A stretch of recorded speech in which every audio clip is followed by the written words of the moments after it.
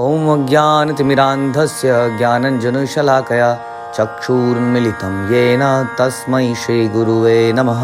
ॐ नमो भगवते वासुदेवाय। ॐ नमो भगवते वासुदेवाय।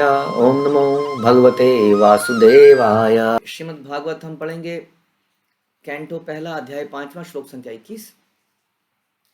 त्वमात्मनात्मानमवेद्य मोद्धक परस्य पुंसः परमात्मनः कलाम् अजं प्रजातं जगतः शिवायता महानुभावाभ्युदयो अधिगणयात्। तुमने पूर्ण दृष्टि है, तुम में पूर्ण दृष्टि है, तुम पूर्ण पुरुषोत्तम भगवान को जान सकते हो क्योंकि तुम भगवान के अंश के रूप में विद्यमान हो।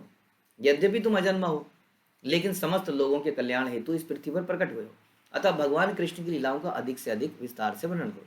तो हम जान रहे हैं, हम डिस्कशन सुन रहे हैं नारद मुनि और व्यास देव का, जिसमें कि नारद मुनि गुरु का रूप लिए, गुरु का रोल लिए हैं। और व्यास देव कौन है आप जानते हैं? व्यास देव स्वयं भगवान है। अगेन अभी हम जो चर्चा कर रहे थे उसी के हिसाब से अगर डिस्कस करें तो यहाँ पर भगवान जो है, देखिए क्या बोल रहे हैं शिला प्रभुपाद। यद्यपि शील व्यासदेव के औपचारिक गुरु हैं, लेकिन शील व्यासदेव गुरु पर निर्भर नहीं है क्योंकि वे मूल रूप से सभी के गुरु हैं। व्यासदेव तो भगवान के अंश है। वो खुद ही कह रहे हैं, क्या कह रहे हैं कि आप जो है भगवान के अंश के रूप में विद्यमान हो, आप अजन्मा हो, आप सभी के हित के लिए संसार में प्रकट हुए। कौन? व्यासदेव। इसलिए श्री कृष्ण की लीलाओं का अधिक वर्णन करो। प्रभुपाद बता रहे हैं कि वो व्यासदेव जो हैं नारद मुनि के शिष्य के रूप में इस वक्त उपस्थित हैं, लेकिन वो व्यासदेव जो है नारद मुनि पे निर्भर नहीं है क्योंकि वे मूल रूप से सभी के गुरु हैं। लेकिन चूंकि वे आचार्य का कार्य कर रहे हैं, अतः उन्होंने अपने आचरण से लोगों को यह प्रदर्शित किया कि मनुष्य को गुरु बनाना चाहिए, भले ही वे साक्षात ईश्वर ही क्यों ना हो। तद विधि प्रणिपातेन परिप्रश्नेन सेव्या। भगवान थे व्यासदेव स्वयं, लेकिन अपने आचरण से दिखाया कैसे गुरु बनाना आवश्यक है। और देखिए कैसी डांट खाई उन्होंने नारद मुनि से, भगवान होते हुए। इससे ये भी साबित होता है कि भगवान ने अपने आचरण से दिखाया, okay Guru has all the right तो हमें रिव्यू करे, हमारे कान मरोड़े, हमें लाइन पे लेके आए, लेकिन हम ये राइट उसको देते नहीं। ध्यान रखिए, ये राइट जो है ना, ये सब सारा वॉलेंटरी प्रोसेस है। भक्ति का प्रोसेस सारा वॉलेंटरी प्रोसेस है। आपने देखा किसी के हमारे में से किसी के कान मरोड़े गए हो? नहीं। क्यों? क्योंकि अधिकार ही नहीं देते हम किसी को, इसलिए हमें कोई मोड़ता ही नहीं है। हम अपनी मन मर्जी से चलना चाहते हैं जीवन में, जब चाहे जैसा चले। यहाँ से कुछ समझ में आया तो यहाँ से कर लिया, वहाँ से कुछ समझ में आया वहाँ से कर लिया। आप जानते हैं शिला प्रभुपाद के अनुसार हमारा इस संसार में होने का एक ही कारण है, हमारी स्वतंत्रता का मिसयूज। हमारे पास एक स्वतंत्रता है कि हम अपनी इच्छा से कुछ कर सकते हैं, कुछ करने की इच्छा कर सकते हैं, कर पाते हैं कि नहीं अलग बात है, यही हमारी है ना, हम इसका मिसयूज करते हैं। तो जीव को क्या करना चाहिए? तो हमारे आचार्य बताते हैं अपनी इस इंडिपेंडेंस को, इस स्वतंत्रता को भगवान को सौंप देना चाहिए। आज से मैं स्वतंत्र नहीं हूँ, आज से मैं परतंत्र हूँ। वो पर कौन है? वो है गुरु। आज मैं उनके अधीन हूँ, आज से मैं उनके अधीन हूँ, जैसा बताएंगे वही करेंगे। तो यहाँ पर खुद व्यासदेव नारद मुनि के आगे इसी तरह हो रहे हैं। और नारद मुनि पिछले कितने श्लोकों में आपने देखा कि किस प्रकार से उनको एक तरह से डांट रहे हैं कि तुमने ऐसे वैदिक ग्रंथों का निर्माण कर दिया जिससे लोग पद भ्रमित हो जाएंगे। अब जो है सुनो, तुम भगवान के रूप में हो, खुद ही कह रहे हैं, हाँ तुम भगवान का अंश हो, हाँ तुम पृथ्वी पे इसलिए आए हो कि सबका कल्याण हो, अब भगवान की लीलाओं का वर्णन करो। तो कितना अच्छा रोल देख रहे हैं नारद मुनि ने यहाँ पर प्ले किया कि वो जानते थे कि सामने भगवान है, लेकिन वो गुरु का रोल यहाँ पर निभा रहे हैं। और गुरु कभी छोटा या बड़ा नहीं होता है। कई बार हमें लगता है कि अरे ये तो बहुत छोटे हैं, ये हमारे गुरु कैसे हो सकते हैं? गुरु को तो ऐसा होना चाहिए कि हाँ उम्र हमसे डबल ट्रिपल हाँ कुछ ऐसी हो, लेकिन ऐसा हम बिल्कुल नहीं देखते हैं। ऐसा शास्त्रों से तो हम बिल्कुल नहीं देखते हैं। चाहे वो सुखदेव गोस्वामी का एग्जाम्पल, कितने ऐसे एग्जाम्पल देखते हैं हम जिसमें उम्र से कोई इसका रिलेशन नहीं, क्योंकि आत्मा की कोई उम्र नहीं होती है, रियलाइजेशन की कोई उम्र नहीं होती है। अष्टावक्र के बारे में हम सुनते हैं जो कि जस्ट बहुत काफ़ी छोटे थे राजा जनक से, और फिर भी उनके गुरु बन गए। तो इस प्रकार से यहाँ पर नारद मुनि जो कि स्वयं एक तरह से ओहदे में हर तरह से भगवान से छोटे थे, लेकिन यहाँ पर गुरु का रोल अदा कर रहे थे। इसलिए गुरु का रोल अदा करते हुए उन्होंने व्यास देव को अच्छी फटकार लगाई। और भगवान ने अपने आचरण से दिखाया कि किस प्रकार से हमें गुरु एक्सेप्ट करनी चाहिए। भगवान श्री कृष्ण, भगवान श्री राम तथा भगवान श्री चैतन्य महाप्रभु सभी ने परमेश्वर के अवतार होते हुए भी औपचारिक गुरु स्वीकार किए किए कि नहीं? कृष्ण ने संदीपनी मुनि किए, हाँ, श्री राम ने वशिष्ठ और विश्वामित्र किए, हाँ, विश्वामित्र के साथ गए, और चैतन्य महाप्रभु ने ईश्वरपुरी के रूप में गुरु स्वीकार किए। तो भगवान जब जब आते हैं तो इस प्रकार से गुरु लेके सिखाते हैं आम जनता को कि कैसे हमें जीना है। औपचारिक गुरु स्वीकार किए, यद्यपि अपने दिव्य स्वभाव के कारण वे समस्त ज्ञान के आगार थे, फिर भी उन्होंने ऐसा किया। तो बहुत महत्वपूर्ण श्लोक है। यहाँ पर नारद मुनि उनको ये शिक्षा देते हैं कि आप भगवान की लीलाओं का विस्तार से वर्णन करो। इदम ही पुंस्तपसः श्रुतस्य वा स्विष्टस्य सुक्तस्य च बुद्धिदत्तयो अविच्युतोऽर्थः कविभिरिरु निरूपितो यदुत्तम श्लोक गुणानुवर्णनम। विद्वान मंडली ने यह स्पष्ट निष्कर्ष निकाला है कि तपस्या, वेदाध्ययन, यज्ञ, दान तथा स्तुति, जप का अचूक प्रयोजन, हाँ, इन सब का प्रयोजन क्या है? उत्तम श्लोक भगवान की दिव्य लीलाओं के वर्णन में जाकर समाप्त होता है। यानी कि आप कोई सी भी प्रणाली को अपना लें। कौन कौन सी प्रणाली बता रहे हैं? तपस्या करें, वेदों का अध्ययन करें, यज्ञ करें, बड़े बड़े दान करें, स्तुति करें, कुछ भी करें, इन सब का अल्टीमेट निष्कर्ष क्या निकलना चाहिए? कहाँ पे ये एंड होना चाहिए? भगवान की दिव्य लीलाओं के वर्णन में जाकर समाप्त होता है, ऐसा बता रहे हैं।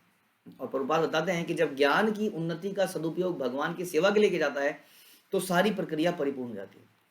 जैसा हम बता रहे थे आपको कि आपके जीवन में आप बहुत ज्ञानी पुरुष हैं, हाँ, तो प्रभुपाद कहते थे कोई आया, कोई ये जी प्रभुपाद ये PhD हैं, so what, it's a big zero.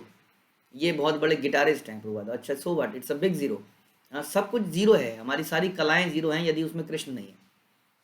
यदि आप उसको कृष्ण के लिए यूज कर सकते हैं तो उस कला का कोई उपयोग है। तो वो कृष्ण क्या है? एक की तरह है। जीरो के आगे एक लगता है तो उसकी वैल्यू बन जाती है, अदरवाइज वो जीरो रह जाता है।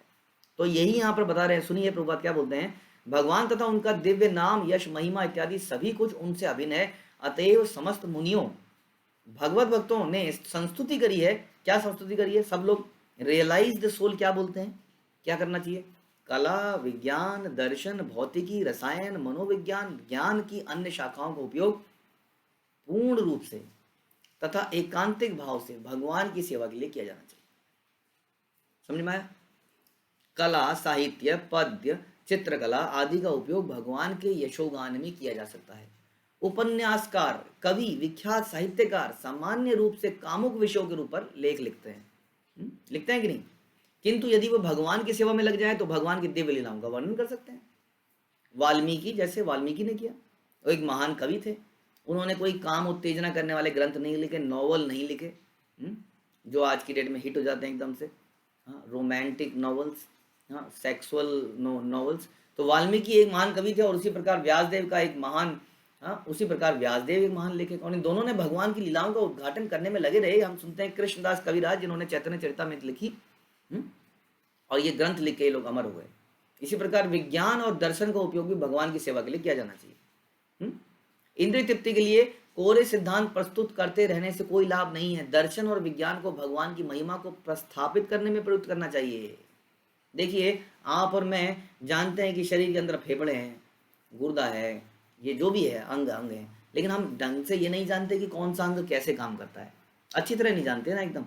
लेकिन जितने भी ये जो लोग हैं, जो साइंस पढ़े हैं, डॉक्टर हैं, ये तो अच्छी तरह जानते हैं। लेकिन क्या ये उसको डिस्क्राइब करने में समय लगा रहे हैं? अगर ये लोग प्रवचन दें जनता को और ये लोग हमें बताएं कि क्या आप जानते भी हो सांस लेने के लिए कितने अंदर फंक्शन चल रहे हैं, तो कितने लोगों को समझ में आएगा, अच्छा इतना कुछ चल रहा है अंदर। भगवान ने ये सिस्टम किसने बनाया जो ऑटोमेटिकली चल रहा है? हम तो सो गए, हम तो सो गए। कोई बोले कि जी मैं सो गया और सांस लेना भूल गया, ऐसा तो नहीं होता कभी। तो ये जो सारे सिस्टम है, अंदर खाने का सिस्टम है, तो साइंटिस्ट लोग बता सकते हैं, है कि नहीं? तो यही प्रभुपाद बता रहे हैं कि जितने भी हमारी नॉलेज है उसको यदि हम भगवान की सेवा में लगाएं, no problem in becoming a doctor, no problem in becoming a PhD और anything else in this world, provided कि हम उस नॉलेज को जीरो ना रहने दें, उसके आगे एक लगाएं कृष्ण का, और लोगों को उस नॉलेज को के थ्रू के माध्यम से हेल्प करें कृष्ण भक्ति देने के लिए। देखिए, दो प्रकार की नॉलेज हो सकती है। एक तो व्यावसायिक नॉलेज, जिसको खाने पीने के लिए हम करते हैं, नौकरी के लिए हम कुछ करते हैं, तो वो तो एक अलग नॉलेज हो गई। उसका क्या कर सकते हैं, उसका तो यही कर सकते हैं कि नौकरी जो धन आए वो भगवान की सेवा में लगाया जाए। दूसरा, कई बार लोग कहते हैं कि जी क्या कर रहे हो, कि मैं सोच रहा हूँ हायर एजुकेशन ले लूँ। सुना है आपने कभी word, I want to go for higher education. Higher education, हमने तो सुना है राज विद्या क्या है, गीता राज विद्या है। हायर एजुकेशन किस लिए लेनी है, किस लिए लेनी है हायर एजुकेशन, पता नहीं किस लिए लेनी है। या तो रोजी रोटी के लिए लेनी है, या किस लिए लेनी है। एक सेटिस्फेक्शन थी मिलती है, ये सीख जाएंगे, ये कुछ कर जाएंगे तो कुछ नॉलेज हो जाएगी, कुछ पता चल जाएगा। लेकिन वास्तविक में रूप से देखा जाए तो क्या वो हमें अपना लाइफ का पर्पस रियलाइज करने में हेल्प कर रही है? अगर नहीं तो उस नॉलेज का क्या लाभ हुआ? क्या मरने के बाद वो नॉलेज हमारे पास रहेगी? नहीं, तो उसका क्या लाभ हुआ? तो यही यहाँ पर बता रहे हैं कि यदि आप कवि हैं तो भगवान के बारे में लिखिए। यदि आप चित्रकला करते हैं तो ठीक है, अपना व्यवसाय भी कीजिए, लेकिन साथ में भगवान के चित्र बनाइए। और ऐसी जो भी आपके पास नॉलेज है, गाने की नॉलेज है, खाना बनाने की नॉलेज है, या जो भी है, आप आईटी सेक्टर में हैं तो भी बहुत कुछ कर सकते हैं। हर चीज़ को भगवान की सेवा में लगाया जा सकता है। ये करने के लिए यहाँ बोला जा रहा है। यही यहाँ पर बोला जा रहा है, और यही यहाँ पर इस श्लोक में बोला गया कि हर तरीके से उत्तम श्लोक भगवान की दिव्य लीलाओं के वर्णन में जाके सारी नॉलेज समाप्त होनी चाहिए। तभी इन सारी नॉलेज का फायदा है, अन्यथा नहीं। अहम पुरातीत भवे अभवम मुने दास्यास्तु कस्याश्चन वेदवादिनां निरूपितो बालक एव योगिनां शुश्रूषणे प्राविशी निर्विविक्षताम। हे मुनि, पिछले, अब देखिए यहाँ से इंपॉर्टेंट कथा शुरू होती है। अभी तक हम भागवत में कथा नहीं शुरू करी थी हमने, अभी तक फिलॉसफी हमने आपसे डिस्कस कर रहे थे बहुत सारी। यहाँ से पहली कथा शुरू होती है जिसमें नारद मुनि अपनी कहानी बताते हैं कि मैं कैसे नारद मुनि बना। इसको सुनो मेरे से। हाँ, तो ये बताते हैं कि पिछले कल्प में मैं किसी दासी के पुत्र में उत्पन्न हुआ जो वेदांत सिद्धांतों के अनुयायी ब्राह्मणों की सेवा करती थी। जब वे लोग वर्षा ऋतु में चतुर्मास के समय साथ साथ रहते थे तो मैं उनकी सेवा किया करता था। तो यानी कि नारद मुनि बनने से पहले पिछले कल्प की बात हो रही है, पिछले कल्प में मैं दासी का पुत्र था।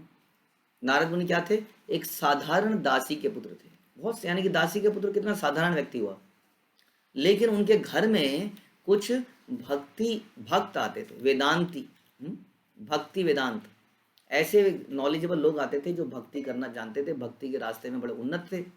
तो वो उनके घर में आते थे। कब आते थे? जब चतुर्मास होता था खास तौर पे, क्योंकि चतुर्मास में सन्यासी लोग ट्रैवल करते हैं। हाँ, ट्रैवल नहीं करते हैं, जहाँ पे ट्रैवल कर रहे होते हैं वहीं पे रुक जाते हैं। चतुर्मास कौन सा होता है? बरसात के 4 महीने को हम चतुर्मास कहते हैं, जो कि अभी आने वाले हैं कुछ समय में। तो ये जो चतुर्मास है इसमें वो मेरे घर में आते थे, और मेरे घर में आते तो उनकी सेवा करनी होती थी। मेरी माँ उनकी सेवा करती थी, साथ में मैं भी उनकी व्यक्तिगत सेवा करता था। तात्पर्य पूर्वक बता रहे हैं कि वे एक अत्यंत महत्वहीन माता पिता के संतान थे, बिल्कुल महत्वहीन, दासी के पुत्र थे। उनकी शिक्षा ठीक से नहीं हुई थी, इसका मतलब उनके पास सोफिस्टिकेटेड नॉलेज नहीं थी, बहुत अच्छे अच्छे स्कूलों की, कॉलेज की डिग्री नहीं थी। नारद मुनि के पास बता रहे हैं हम। तो भी उनकी समस्त शक्ति भगवान की सेवा में संलग्न रहने के कारण अमर मुनि बन गए, जिसका धीरे धीरे आपको पता चलेगा। दैट मीन्स नारद मुनि जैसी शक्ति है किसी साइंटिस्ट में, आप में, मेरे में? हमने इतनी नॉलेज ली कि हम किसी भी प्लेनेट में कभी भी चला जाए नारद मुनि की तरह? नहीं, लेकिन वो एक साधारण व्यक्ति थे जिनकी प्रॉपर पढ़ाई लिखाई भी नहीं हुई थी, और उसके बावजूद वो क्या बन गए? इतने महान अमर व्यक्ति बन गए। नारद मुनि के पूर्व जन्म के निजी उदाहरण से स्पष्ट होता है कि भगवान की सेवा भगवान के प्रामाणिक सेवकों की सेवा से प्रारंभ होती है। ध्यान से सुनिए, भगवान की सेवा कैसे प्रारंभ होती है? भगवान के प्रामाणिक सेवकों से ही उनकी सेवा प्रारंभ होती है। भगवान कहते हैं कि मेरे दासों की सेवा मेरी निजी सेवा से बढ़कर है। भक्त की सेवा भगवान की सेवा से अधिक मूल्यवान है। अतः मनुष्य को चाहिए कि भगवान की सेवा में निरंतर रत रहने वाले भगवान के किसी प्रामाणिक सेवक को चुने, उसे अपना गुरु बनाएं और उस गुरु की सेवा में अपने को लगाएं। ऐसा गुरु एक पारदर्शी माध्यम है जिससे उन भगवान का दर्शन किया जा सकता है। यस्य प्रसादाद भगवत प्रसादो, जो भौतिक इंद्रियों के बोध से परे है, प्रामाणिक गुरु की सेवा के अनुपात से ही भगवान उसे अपनी अनुभूति कराते हैं, उसी के अनुपात से। यानी कि ये यथा माम प्रपद्यन्ते, जितना हम सेवा करेंगे प्रामाणिक गुरु की, भक्तों की, ऐसे भक्त की, उतने ही उसी अनुपात में भगवान कृपा करेंगे और अपने को रिवील करते चले जाएंगे, अपनी भक्ति का दान देते चले जाएंगे।